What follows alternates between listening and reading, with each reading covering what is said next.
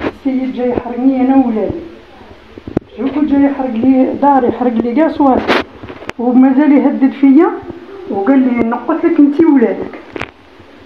راني نطلب من السلطات، نطلب من السلطات، مازال يتبع فيا.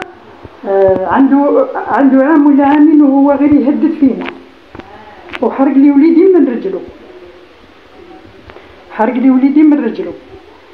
نطلب من السلطات المعنية باش تاخذ اجراءات.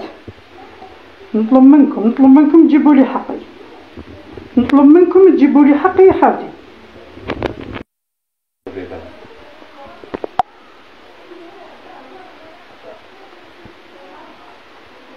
اهتزت مدينة مليانة على واقع جريمة خطيرة بعدما أقدم شاب على إضرام النار في منزل عائلة عقب رفضهم تزويجه ابنتهم، وهو ما كاد أن يتسبب في مأساة حقيقية.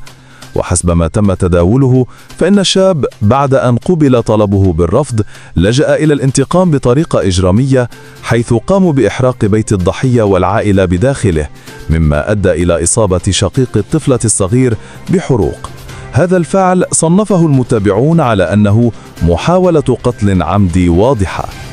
الأم المكلومة وجهت نداء مؤثرا إلى وزير العدل السيد لطفي بوجمعة للتدخل شخصيا في هذه القضية، مؤكدة أن ابنتها باتت مهددة في حياتها، حيث تتلقى العائلة تهديدات متواصلة بالقتل من طرف الجاني.